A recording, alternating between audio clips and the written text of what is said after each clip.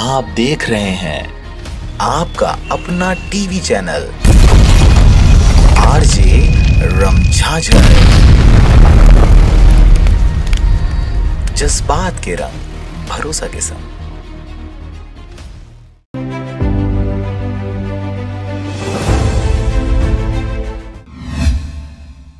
नमस्कार, आप देख रहे हैं आरजे रमझाझर और मैं हूं पुखराज सिंह। दिल्ली में देश के किसानों के आंदोलन को आगे बढ़ाते मजबूती देने अब छत्तीसगढ़िया किसान भी निकल गए हैं। छत्तीसगढ़ के 300 किसानों का जत्था रायपुर से निकलकर अब आगरा पहुंच गया है। देखिए यह रिपोर्ट।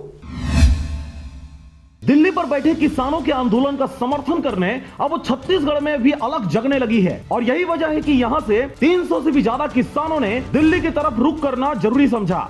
आपको बता दें कि किसानों का यह जत्था अब आगरा पहुंच गया है। इस दौरान रास्ते में पुलिस वालों ने इन्हें रोकने की भरसक प्रयास की, परंतु छत्तीसगढ़िया किसानों के हौसलों के सामने पुलिस प्रशासन घुटने टेक दी और वे अब आगरा पहुंच चुके हैं। आपको बता दें कि देर रात तक दिल्ली पहुंचने की मंशा है किसानों की। गुरुवार को रायपुर से रवाना हुए थे 300 किसान। केंद्र सरकार के कृषि संबंधी 3 कानूनों के विरोध में दिल्ली जा रहे हैं छत्तीसगढ़ के किसान। 300 से भी ज्यादा किसानों का यह जत्था देर शाम तक आगरा पहुंच गया। उत्तर प्रदेश की सीमा में पुलिस ने उन्हें 2 बार रोकने की कोशिश की, लेकिन बातचीत से ही गतिरोध दूर हो गया। किसानों की योजना देर रात तक दिल्ली पहुंच जाने की है। दिल्ली पर घेरा डालकर बैठे किसानों में शामिल होने के लिए छत्तीसगढ़ किसान मजदूर महासंघ की अगुवाई में करीब 300 किसान गुरुवार को रायपुर से रवाना हुए। भाटागांव स्थित अंतर्राष्ट्रीय बस अड्डा परिसर से स्थानीय किसान नेताओं ने 3 ट्रकों और 4 कारों में सवार इस जत्थे को रवाना किया। यह जत्था मध्य प्रदेश, उत्तर प्रदेश होते हुए दिल्ली जा रहा है।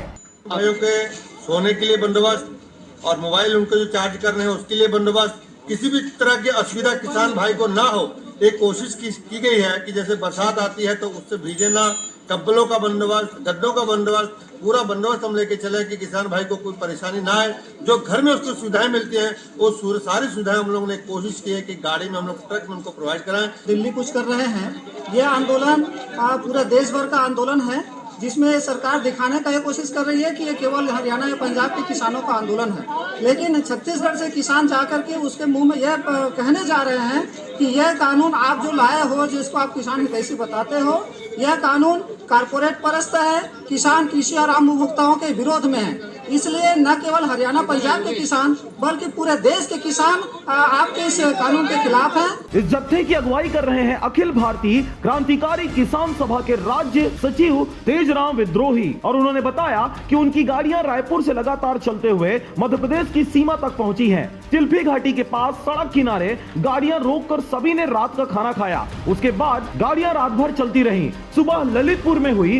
वहां स्नान कर नाश्ता किया गया। ग्वालियर के पास डबरा स्थित एक गुरुद्वारे में दोपहर का भोजन और थोड़ा आराम करने के बाद यह जत्था फिर से आगे बढ़ा। इस दौरान तेजराम विद्रोही ने यह भी बताया कि मुरैना के पास पुलिस ने गाड़ियों को रोककर पूछताछ की।